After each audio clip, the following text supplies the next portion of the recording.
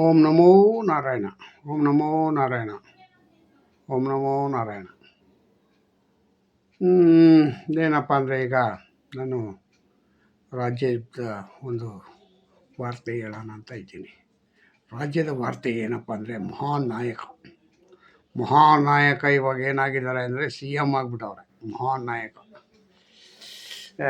C M ಆಗಿರೋದು ಒಂದೇ, ನಾನು ಆಗದೆ ಇರೋದು ಒಂದೇ, ಎರಡೂ ಒಂದೇ.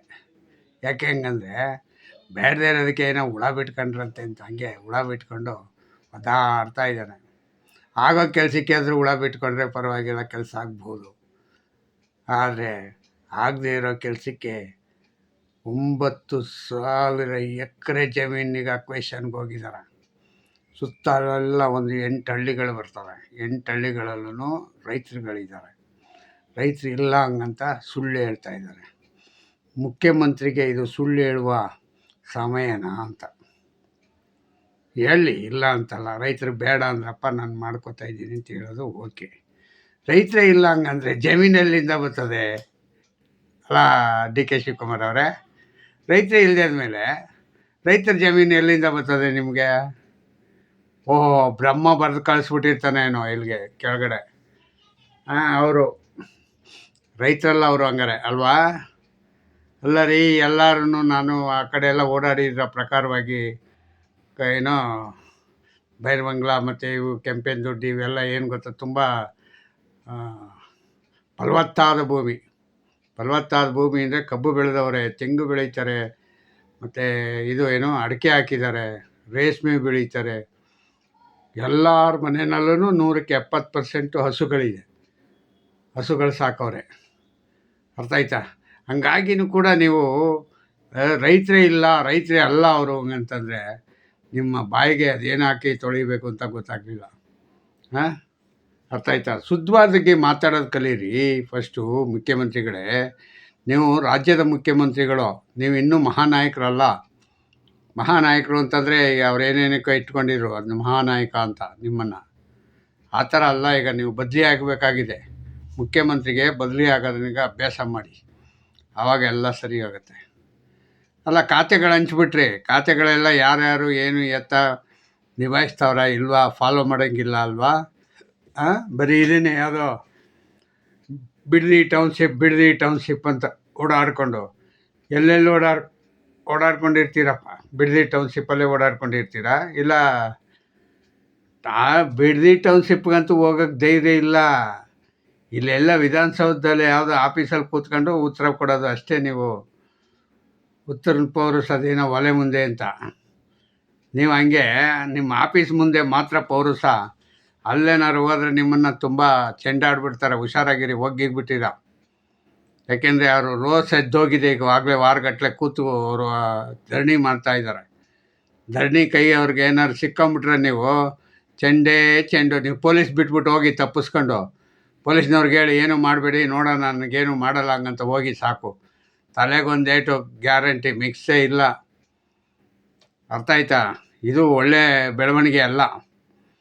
DK ಶಿವಕುಮಾರ್ ಮಾಡಿದ್ರು. ಏನಕ್ಕೆ ಏನು ಅಂದ್ಕೊಂಡು ಇದನ್ನೀಗ ಸುದ್ದಿ ಹಬ್ಬಿಸ್ತಾ ಇದ್ದೀರಾ? ಅವ್ರನ್ನ ವಿರೋಧ ಮಾಡಬೇಕು ಅಂತನಾ, ಇಲ್ಲ ನೀವೇ ವಿರೋಧ ಆಗಬೇಕು ಅಂತನಾ? ಅವ್ರು ಮಾಡಿರೋದ್ನೀಗ ನಾನು ಗಂಧಾರಿ ಕೆಲಸನ ಮಾಡ್ತಾಯಿದ್ದೀನಿ ಅಂತ ಹೇಳ್ತಾ ಇರೋದ? ಏನಾದ್ರು ಒಂದು ಬೇಕಲ್ಲ.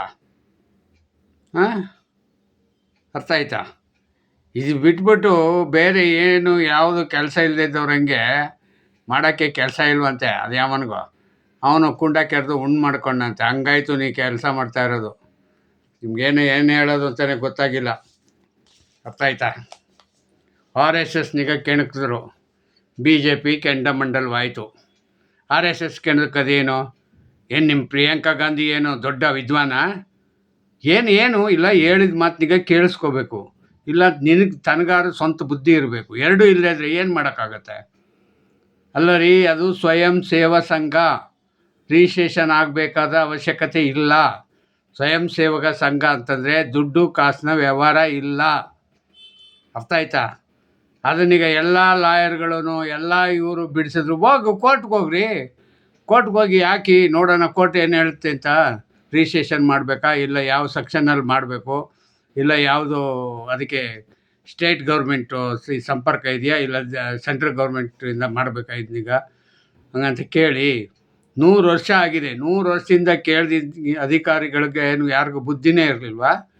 ನಿಮ್ಮ ಪ್ರಿಯಾಂಕಾ ಖರ್ಗೆ ಏನು ಡಬಲ್ ಡಿಗ್ರಿನಾ ಇಲ್ಲ ಮಾಸ್ಟರ್ ಡಿಗ್ರಿ ಮಾಡವ್ರ? ಇಲ್ಲ ಅವರೇ ಸಪ್ರೇಟ್ ಯಾವ್ದಾದ್ರು ಬುಕ್ನಿಗೆ ಓದ್ತಾ ಇದ್ದಾರಾ? ಎಲ್ಲಿ ಲಾ ಮಾಡ್ಕೊಂಬಂದ್ರಿ? ಎಲ್ಲಿ ಲಾ ಓದ್ಕೊಂಬಂದ್ರಿ? ಲಂಡನ್ನಲ್ಲ ಇಲ್ಲ ಅಮೇರಿಕಾದಲ್ಲ? ಎಲ್ಲಿ ಓದಿದ್ದೀರಾ ಪ್ರಿಯಾಂಕಾ ಖರ್ಗೆ? ಏನ್ರಿ ನೀವು ರೀ ಪ್ರಿಯಾಂಕಾ ಖರ್ಗೆ, ನಿಮ್ಗೇನು ಬುದ್ಧಿ ಗಿದ್ದಿ ಇದೆಯೋ ಇಲ್ವೋ ನನಗೇನು ಒಂದು ಅರ್ಥ ಆಗಿಲ್ಲ. ಕರ್ಮ, ನಿಮ್ಮನ್ನೆಲ್ಲ ಭೂಮಿ ಮೇಲೆ ಕಳಿಸಂತ ಬ್ರಹ್ಮನಿಗೆ ಬುದ್ಧಿ ಇಲ್ಲ.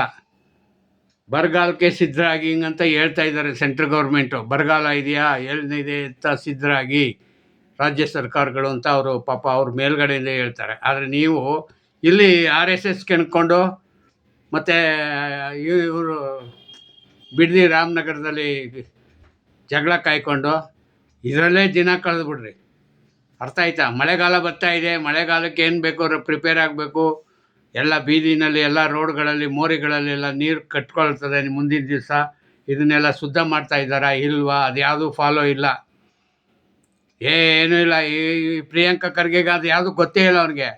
ಅವ್ನಿಗೆ ಗೊತ್ತಾಗಿದೆ ತಾನೆ, ಅವ್ರು ಯಾರು ಅಂತಲೇ ಗೊತ್ತಿಲ್ಲ ನನಗೆ. ಪ್ರಿಯಾಂಕಾ ಖರ್ಗೆ ಈ ರಾಜ್ಯದ ಮನುಷ್ಯನ ಇಲ್ಲ ಯಾವುದಾದ್ರು ದೇಶದಲ್ಲಿ ಬೇರೆ ದೇಶದಿಂದ ಬಂದ್ಬಿಟ್ಟವ್ರೆ ಏನೋ ಗೊತ್ತಾ? ನಿಜ ಏನೋ ಅದೇನು ಹೇಳ್ತಾರಲ್ಲ, ಇದನ್ನು ಅಲ್ಲಿಂದ ಏನಾದ್ರು ಬಂದ್ಬಿಟ್ಟಿರಬೇಕು. ನೈಜೇರಿಯಾದಿಂದ ಬಂದಿರಬೇಕು. ಅಲ್ಲ ರೀ, ಇದು ಏನು ರೀ ಇದು? ದೇಶದಲ್ಲಿ ಬರಗಾಲ ಬರ್ತದೆ, ರೈತರಿಗೆ ಕೆಲಸ ಆಗಿದೆಯಾ ಇಲ್ವಾ? ಮಳೆ ಕಡಿಮೆ ಆಗ್ತಾ ಇದೆ. ಮಳೆ ಮೊದಲು ಹೋದ ವರ್ಷಕ್ಕೆ ಹುಯ್ತಾ ಇರೋ ಲೆಕ್ಕ ನೋಡಿದ್ರೆ ಈ ವರ್ಷ ಇನ್ನೂ ಶುರುವೇ ಆಗಲಿಲ್ಲ. ಶುರುವೇ ನಿಂತೋಗಿದೆ. ಯಾಕೆಂದರೆ ನಿಮ್ಮಂಥವ್ರ ಅಪಾಪೋಲಿಗಳು ಮಂತ್ರಿಗಳಾಗ್ಬಿಟ್ರೆ ಮತ್ತೆ ಇನ್ನೇನು ಮಾಡ್ತಾರೆ ಅಲ್ವಾ? ಹಂಗಾಗಿದೆ ಈಗ ವಿಷಯ. ಇಷ್ಟು ಆಗಿ ವಿಷಯನೂ ಕೂಡ ನೀವು ಏನು ಮಾಡ್ತಾಯಿದ್ದೀರ ಅಂದರೆ ನೆಗ್ಲೆಕ್ಟ್ ಮಾಡಿಕೊಂಡು ಕಾಲ ಕಳೀತಾ ಇದ್ದೀರಾ. ರಾಜ್ಯ ಸರ್ಕಾರದ, ಕೇಂದ್ರ ಸರ್ಕಾರದವರು ಈ ಒಂದನಿಗ ಅನೌನ್ಸ್ ಮಾಡ್ತಾರೆ. ಅವ್ರ ಅನೌನ್ಸ್ಗೆ ನಿಮ್ಮ ಬುದ್ಧಿನೂ ನಿಮ್ಮ ತಲೆ ಎಲ್ಲೂ ಹೋಗೋದಿಲ್ಲ, ಒಳಕ್ಕೆ ಹೋಗಲ್ಲ ನಿಮಗೆ. ಯಾಕೆಂದರೆ ನಿಮಗೆ ಇಲ್ವಲ್ಲ ಬುದ್ಧಿ. ನಿಮಗೆ ಬುದ್ಧಿ ಇದ್ದಿದ್ರಿ ತಾನೇ. ನೀವು ಕರೆಕ್ಟಾದ ಬುದ್ಧಿ ಇದ್ದರೆ ಹೌದಪ್ಪ ಏನೋ ಹೇಳ್ತಾರೆ ಕೇಳ್ತಾರೆ, ಯಾರೋ ವಿರೋಧ ಪಕ್ಷ ಕೇಳುತ್ತೆ, ನಾವು ಅವ್ರಿಗೆ ಸರಿಯಾದ ಉತ್ತರ ಕೊಡಬೇಕಾಗತ್ತೆ. ನಾವು ಹಿಂಗೆ ನಡ್ಕೊಳ್ಳೋಣ ಅಂತ ಯೋಚನೆ ಮಾಡಬೇಕು. ಅದು ಇಲ್ವಲ್ಲ, ಎಲ್ಲಾಗತ್ತೆ ಹೇಳಿ? ಅರ್ಥ ಆಯ್ತಾನೆ? ಏನು ಇಡೀ ದಿನ ಎಲ್ಲ ಪೇಪರ್ನವ್ರಿಗೆ ಇಬ್ಬರೇ ಕಾಣಿಸೋದು. ಒಂದು ಯಾರೋ ಪ್ರಿಯಾಂಕಾ ಖರ್ಗೆ, ಆ ಪೇಪರ್ನವರು ಅದೇ ರೀತಿ ಅವರೇ ಕರೆಕ್ಟಾಗವ್ರೆ. ಅದೇನೋ ಹೇಳ್ತಿದ್ರು ಗಾದೆ, ಸಂತೆಗೆ ತಕ್ಕಂತೆ ಬೊಂತೆಗೆ ತಕ್ಕಂತೆ ಸಂತೆ ಅಂತ. ಹಂಗೆ ಪತ್ರಕರ್ತರಿಗೂ ಕಾಂಗ್ರೆಸ್ನವ್ರಿಗೂ ಜೋಡಿ, ಒಳ್ಳೆ ಸೂಪರ್ ಜೋಡಿ, ಇನ್ನೇನು ಇಲ್ಲವೇ ಇಲ್ಲ. ಆಮೇಲೆ ಇನ್ನೊಂದು ಏನಪ್ಪ ಅಂದರೆ BJPಯವರು ವಿರೋಧ ಪಕ್ಷ ಆಯ್ತಾ ಇಲ್ವೋ ಅನ್ನಂಗೆ ಆಗಿದೆ. ನಮ್ಮ ಕತೆ ಈಗ ವಿರೋಧ ಪಕ್ಷದ ಮಾತುಕತೆನೇ ಇಲ್ಲ. ಯಾರು ವಿಚಾರವಾಗೂ ಯಾವುದೇ ಇದನ್ನು ಯಾರು ಮಾತಾಡೋಂಗೇ ಇಲ್ಲ. ಎಲ್ಲ ಒಂದು ಕಡೆ ಒಂದು ಸತಿ ಶುರು ಮಾಡ್ತಾರೆ, ಅದು ಹಂಗೆ ನಿಂತೋಗುತ್ತೆ. ಅದೇನೋ ನನಗೆ ಒಂದು ಅರ್ಥ ಆಗಿಲ್ಲ. ಇವರು ವಿರೋಧ ಪಕ್ಷದವರ ಇವರು ಹಂಗೆ ಅನ್ನಿಸುತ್ತೆ. ಅಧ್ಯಕ್ಷನೂ ಕೂಡ ಹಂಗೆ ಇರೋದು. BJP ಅಧ್ಯಕ್ಷ ಇದ್ದಾರಲ್ಲ, BJP ಅಧ್ಯಕ್ಷ ವಿರೋಧ ಪಕ್ಷದವರಲ್ಲ, ಎಲ್ಲ ಆಡಳಿತ ಪಕ್ಷಕ್ಕೆ ಸೇರ್ಕೊಂಬಿಟ್ಟವ್ರೆ, ಎಲ್ಲ ಕಮಿಟ್ ಆಗಿಬಿಟ್ಟವ್ರೆ ಅಂತ ಅನಿಸ್ತದೆ ಒಂದೊಂದು ಸತಿಗೆ ನೆನೆಸ್ಕೊಂಡ್ರೆ. ಕಮಿಟ್ ಆಗಿರೋದ್ರಿಂದನೇ ಇವರ ಮಾಡೋ ಅಂಥ ಕೋತಿ ಚೇಷ್ಟೆಗಳಿಗೆ ಯಾವುದೂ ಎತ್ತಿ ಆಡದೆ, ಎಲ್ಲೂ ಹೊಗಳದೆ ಅವ್ರನ್ನೆಗ. ಈಗ ಇವರು ಗೌಪ್ಯವಾಗಿ ಇದಾಗಿ ಗುಪ್ತವಾಗಿರೋದು ನೋಡಿದ್ರೆ ಇವ್ರಿಗೂ ಅವ್ರಿಗೂ ಅಂಡರ್ಸ್ಟ್ಯಾಂಡಿಂಗ್ ಮಾಡ್ಕೊಂಬಿಟ್ಟವ್ರೆ. ಇದು BJP ಮುಂದಿನ ಭವಿಷ್ಯಕ್ಕೆ ಅವ್ರೇ ತಲೆ ಮೇಲೆ ಕಲ್ಲು ಎಳ್ಕೊತಾ ಇದ್ದಾರೆ ಅಂತ ಗೊತ್ತಾಗ್ತಾ ಇದೆ. ಅರ್ಥ ಆಯ್ತಾ? ಯಾಕೆ ಹಂಗಂತಂದರೆ ಈಗ ವಿರೋಧ ಪಕ್ಷ ಅಂದರೆ ಇಷ್ಟೊತ್ತಿಗೆ ಕೂಗಾಡಬೇಕು, ಕಿರ್ಚಾಡಬೇಕು, ಏನೂ ಇಲ್ಲ. 15 ದಿನ ಆಯಿತು ಅವರು ಮಂತ್ರಿಮಂಡಲ ರಚನೆ ಮಾಡ್ತೀನಿ ಅಂತೇಳಿ. ಯಾರ್ದಾಯಿತು ಯಾರು ಬಿಡ್ತು ಯಾರಿಗೂ ಗೊತ್ತಿಲ್ಲ. ಅದ್ರ ವಿಷಯವಾಗಾರು ಮಾತಾಡ್ತಾರ? ಇಲ್ಲ. ಯಾರೋ ಒಬ್ಬರು ಮಾತಾಡಿದ್ರು, ಅದಲ್ಲೇ ನಿಂತೋಯ್ತು. ಯಾರೋ ಅವರು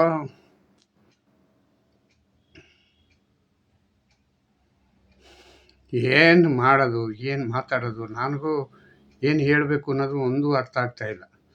ಮತ್ತು ಉದ್ಧವ್ ಠಾಕ್ರೆ ಅವ್ರ ಬಣ ಬೇರೆ 2 ಪೀಸ್ ಆಗ್ತಾಯಿದೆ.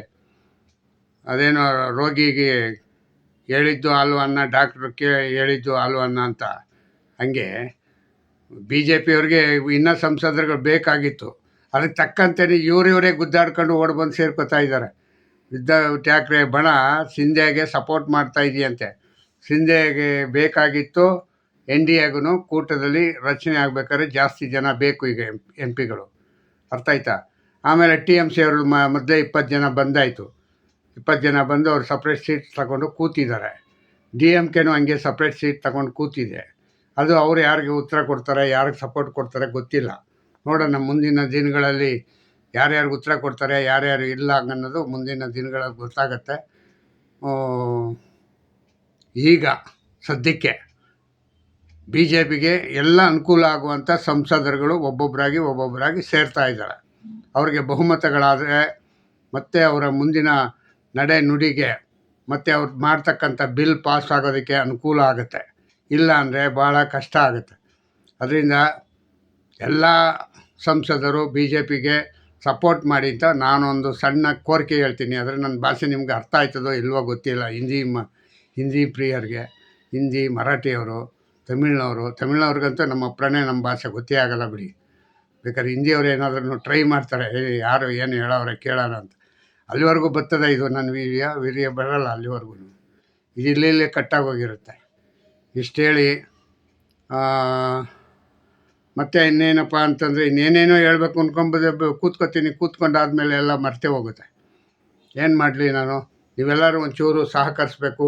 ಜೈ ಹಿಂದ್, ಜೈ ಕರ್ನಾಟಕ ಮಾತೆ, ಓಂ ನಮೋ ನಾರಾಯಣ. ನಾನು ಮುಂದೆ ಈಗ ಹೋಗೋದಕ್ಕೆ ಅನುಕೂಲ ಆಗಬೇಕು ಅಂದರೆ ನೀವೊಂದು ಸಬ್ಸ್ಕ್ರೈಬ್ ಮಾಡ್ಕೊಳ್ಳಿ, ನನಗೊಂದು ವೋಟ್ ಮಾಡಿ, ಶೇರ್ ಮಾಡಿ ಅಂತ ಹೇಳ್ತಾ ಇಷ್ಟು ಹೇಳಿ ನನ್ನ ಮಾತಿಗೆ ಮುಗಿಸ್ತೀನಿ. ಜೈ ಹಿಂದ್, ಜೈ ಕರ್ನಾಟಕ ಮಾತೆ, ಓಂ ನಮೋ ನಾರಾಯಣ.